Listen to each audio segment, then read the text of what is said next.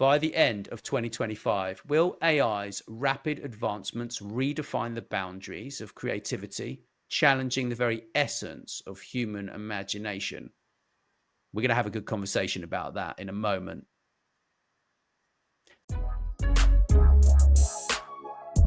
Welcome to Influential Visions. Here we interview futuristic leaders who share their deep industry knowledge and business experience with you, ensuring you have your finger on the pulse and your eyes wide open. Here is your host, Nathaniel Schuyler. Thank you, Nicolas, for joining me. Greatly appreciate it. And if you don't know who Nicolas Babin is, I think maybe you should go Google him. He's quite influential in the technology space. He was head of Sony Europe for AI and robotics for a number of years. And he is very well versed in AI and technology in particular. And he wrote a book called The Talking Dog, which is all about AI. And I bought a copy for my father when he was 87 years old, and he really, really enjoyed it. So thank you, Nicolas, for joining me. Greatly appreciate it.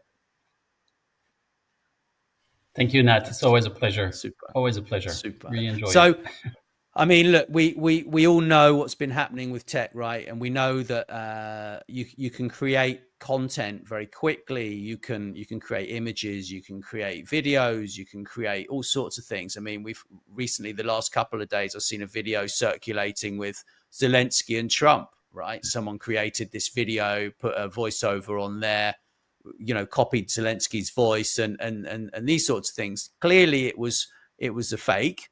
But where is it sort of heading? I mean, we're in this place right now, which is kind of so different to where we were a couple of years ago in many ways, because back then not that many people had access to this technology. Now pretty much every man and his dog can go out there. They can create a fake Instagram, fake Twitter, a profile, X, whatever, and create anything they really want. It's quite a bizarre world that we're in, really. No, that's absolutely true. And to answer your first question about AI and human creativity and where we are today, I think what's important to understand is that very often AI and humans are positioned as competitors. I see it very differently because I've been involved, as you said, for over 29 years now in AI.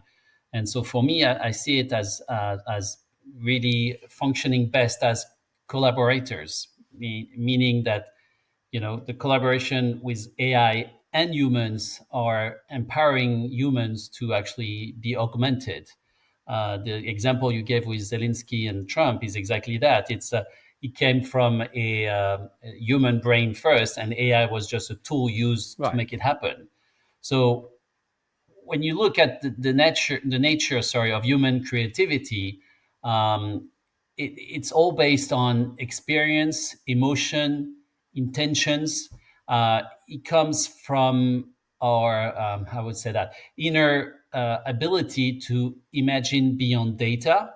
We basically create ideas that have never existed before, or maybe that you've seen once, but you just don't remember where. And you break away from known patterns. That's one of the beauty, if I can say, of our abilities. The second one I would say is around where you can feel and express emotions. Humans can, in terms of art, music, writing, design. They all carry a human touch, and I'm really glad because even now, with the advancement of the AI tool, they all have a human touch. There's an emotional layer that AI is not capable of replicating or doing themselves. So humans keep that for themselves. And the last point that I wanted to say in terms of human creativity is the fact that we can challenge norms.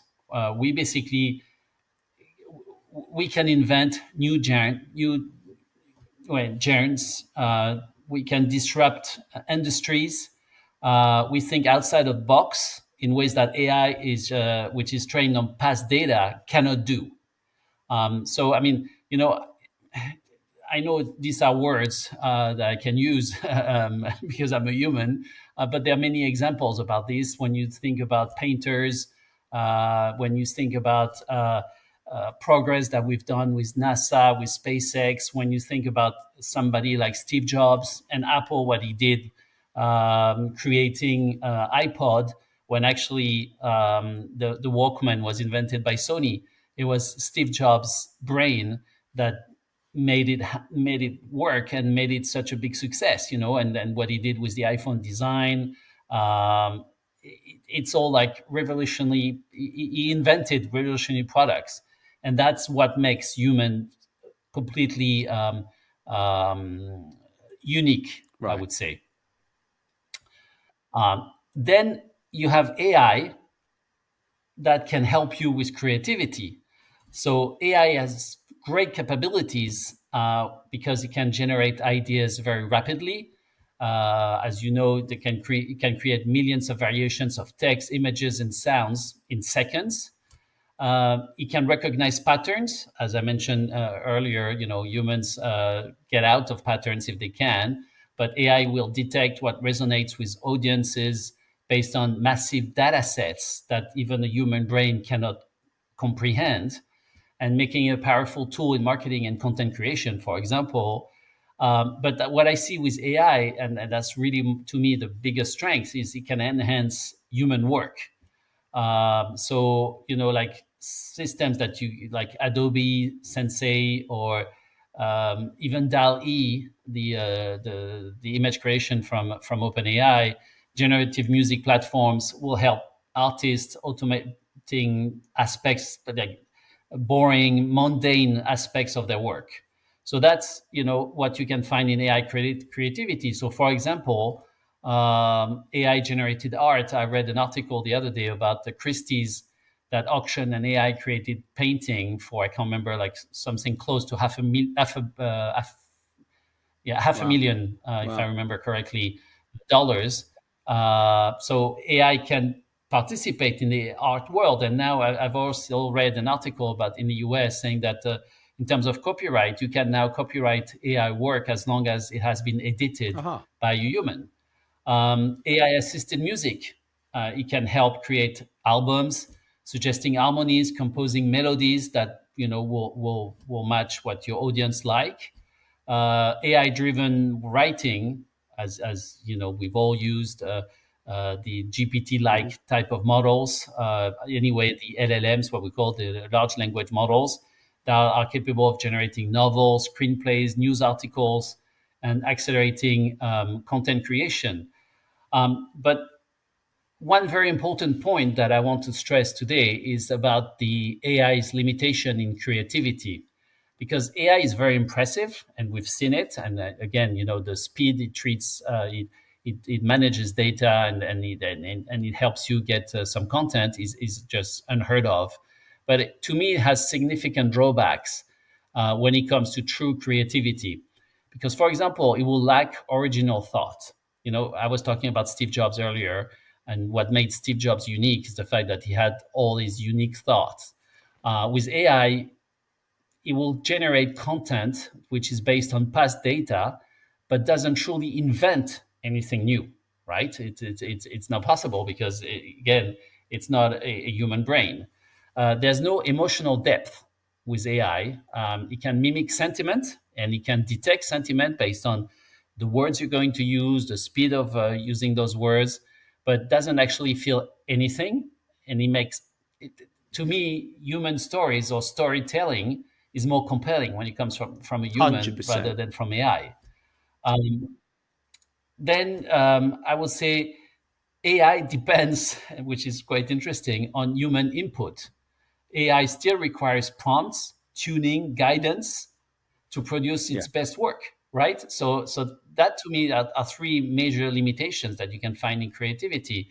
So rather than saying, who will win between AI and humans, I'll say, why don't we say to me that the future will be more like AI plus human equals collaboration. You see, the most successful creators, and what you mentioned about Zelensky earlier on is a fantastic creation. It couldn't have been created before because the AI tool was not advanced enough. But to me, the most successful creators are integrating AI into their workflows to push creativity even further. So the future belongs to those who use AI as a tool to enhance their work rather than replace it. And again, human needs to be at the center of everything. It's the human being at the end who's going to make the final decision of what to use and how to use it. So if I could give some examples on how AI and humans can work together, going back to my earlier examples of artists, um, artists can use AI to experiment new styles, new compositions, new ways of working. Writers could use AI to brainstorm, edit, or expand ideas further and faster. Entrepreneurs, and I use AI a lot because, as you probably remember, I created 26 startups in my career, and I can see the last 3 or 4 that I created. I've used AI to analyze market trends, predict what products will succeed, predict what products will fail, and predicts, and also give me advice on what type of people could help me being successful in my entrepreneur venture. If you talk about scientists and engineers, they could use AI to speed up innovation, especially in the healthcare industry and drug industry, meaning medicine industry, where you can create drugs from the beginning, when you have a pathology, and you know with what kind of drugs will work in terms of making it better. You can also do that for space exploration. I mean, Yeah. there are many areas. I mean, I'm trying to think as fast as I can talk. I'm not an AI based brain, but that these are the type of examples that come to mind. So really, if we can say who wins at the end in 2025, to me, neither AI nor humans will win in terms of creativity, obviously, because it's a zero-sum game, if I can say. Um, AI is a very powerful amplifier of human ingenuity, but it is humans that bring purpose, vision, and true innovation. So to me, the people who are actually going to win are the ones who embrace AI as a tool, and I mentioned that earlier, rather than seeing it as a rival, and that will shape the future of art, business, technology, marketing, anything you can think of. And that's really where I see the two working together. And what's really interesting is back in 1996, when I first started with AI at Sony, our founder, Dr. Doi, told us, he said, I want AI to augment humans. I don't want AI to replace humans. And that's exactly what I've just been saying. And that's exactly what I see today. AI is a tool for the benefit of human beings. And that's how it should remain. Again, it's like internet. When we launched internet is a tool that everybody can use. AI is a tool that everybody can use. And that's how I see the two of them. But it's really important to understand that creativity really can be enhanced and can augment you as a human being in order to, treat all the mundane work that is going to pollute your brain. That's how I see it. And it's also possible to break writer's block, for example. There are many examples. I thought of so many things while you were talking there, and I can't remember all of them. But I think, from where I'm sort of sitting, I think that the last week we did a talk about AI and ethics, and I think that AI and creativity is a very interesting topic when it comes to ethics, because of what happened in last week's episode. We talked about the chatbots, which are this latest trend that everyone's talking about, but they had some sort of bad situation happening with the AI companionship, which is where we're at right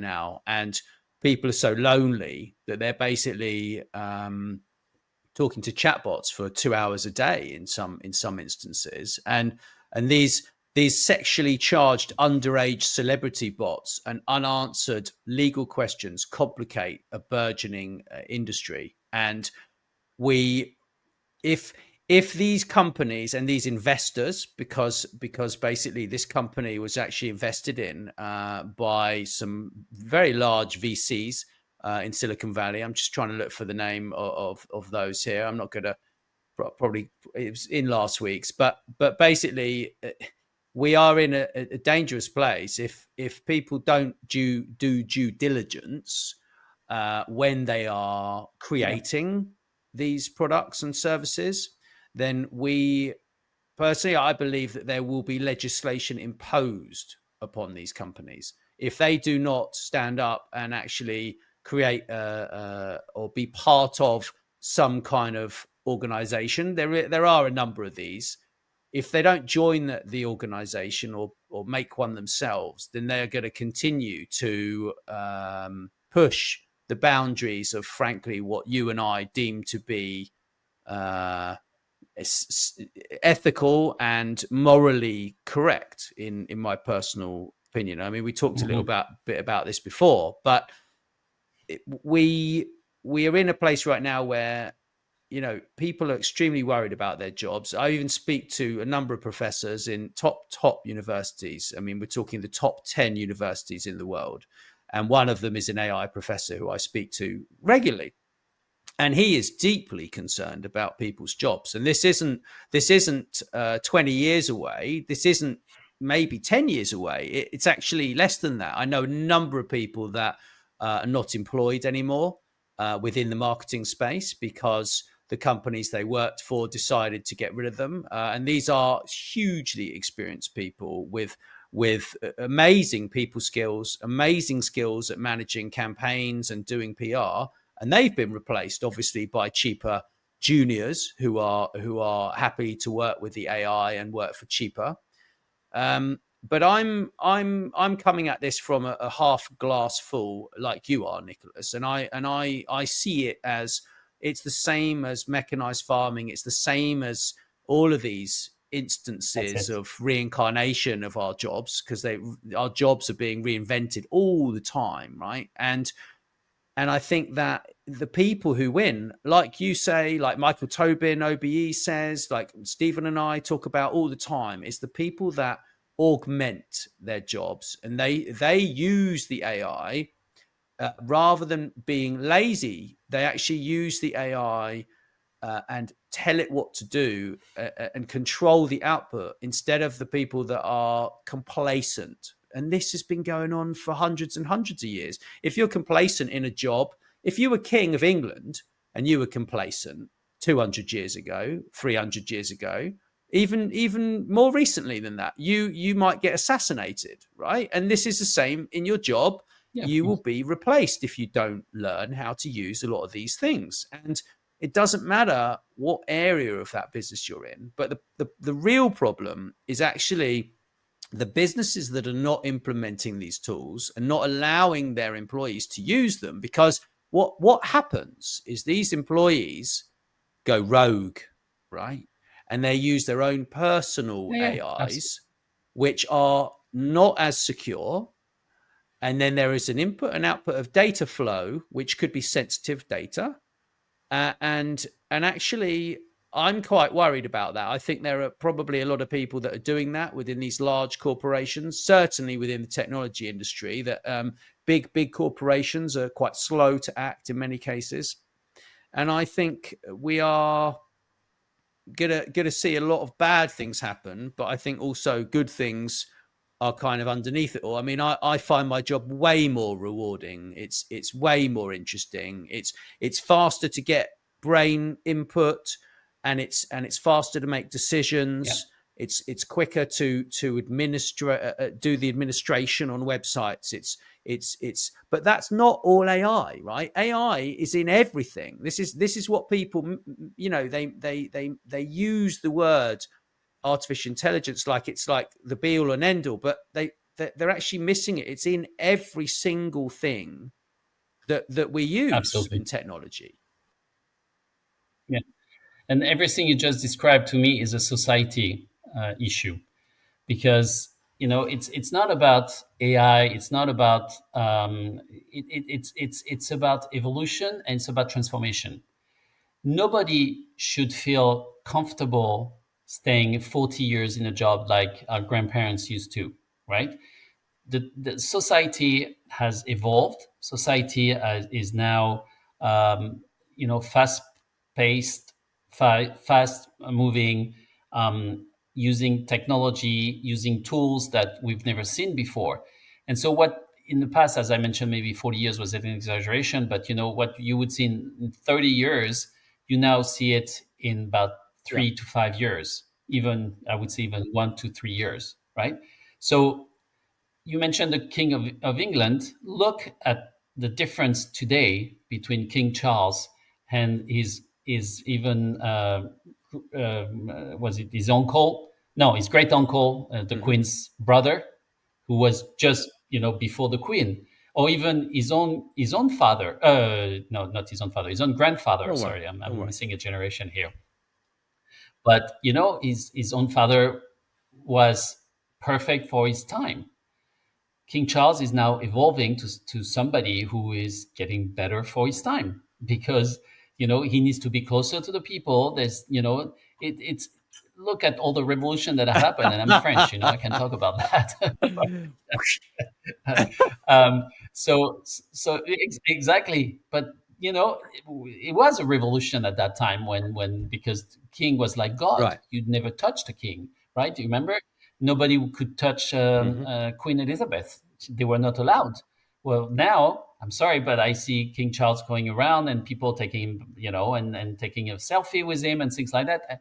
I imagine that with his own grandfather. So in 2 generations, it's again, it's a society thing where everything needs to evolve. And I know professors are very worried. I have to say that when Wikipedia was launched, professors were extremely worried about people's jobs, their own jobs, saying, what are we going to do? Students now will not need us. They're going to take Wikipedia and they're going to learn from Wikipedia. Well, yes, Wikipedia is a great tool, but we've seen that nobody does copy paste of Wikipedia anymore. They used to, maybe in the past, but it doesn't happen anymore. So it's important to live with its time, with our time, and it's important to understand that we are a product of our generation, and so either you evolve or you die. I'm sorry to say. I mean, it's the story of the dodo, that bird that never learned how to fly because he didn't need to. He didn't have any species against it, And then suddenly the Dutch arrived in Mauritius and decided to kill the dodo because it was the meat was good, right? But the dodo couldn't fly away because he never learned how to fly. So the dodo is now extinct. That's exactly that story, and I'm talking about 200 years ago. So do you want to be a dodo or do you want to evolve with your time? I've chosen. Yeah, I want to evolve. 100%. 100%. I'm sorry. I know I looked like I was yawning a minute ago. I just want to apologize. I wasn't actually yawning. I was going to sneeze. So I muted my microphone thinking I was going to sneeze, and I didn't need to sneeze. So I wasn't yawning. I'll just be clear about that. But you're 100% correct. I mean, my father, he pioneered an open book exam. So you could take any book you wanted to this open book exam, right? And if you don't know my father, you know him, Nicolas. But if you don't know, my father he's still alive, thankfully. He's 91, and he was at MIT. He's a ex-MIT professor. He was actually there teaching classes for about a year after he left the Air Force in America. And when he got to England, he pioneered this. I think it was in England when he pioneered this open book exam thing. And these people were like, "Oh no, you can't have a book. You can't have books in there. It means you don't know anything." It's like, look, and now we're at a point where we've got access to so much knowledge at our fingertips. But I will leave this on a note. It is all about retaining information, in my opinion. If you can retain information and you can optimize your brain to learn relevant information, and you can forget things that are irrelevant, or at least try to, and you go through this, and it's like the Kaizen approach, which I know you're familiar with because you work for Sony, which is Japanese, and Kaizen is just continual improvement. And that's what you and I are doing here with this podcast show, Nicolas. Each time when you come on and you speak to me, we tweak something and we improve something. And when you see the new shorts that I'm creating, you're going to love them. I've just created the coolest new shorts. And that isn't from AI, right? That's from my learnings when I spoke to Stephen and he taught me about certain elements within advertising. So the human approach, combining it with the AI, certainly wins. And Nicolas, it's always a pleasure. I thoroughly enjoy spending time with you. It's absolutely super, and I think we've got lots more of these to come. So thank you, and thanks to everyone for listening. And if you want to learn more about Monday Influencer, go to mondayinfluencer.com. That's something that you will find hugely interesting. If you're into self-development, etc., etc., you should definitely go and check that out. Thank you very much. Thanks very much for listening to Influential Visions. Please make sure you share this episode with your friends and business connections. And don't forget to drop us a review wherever you listen. Thanks.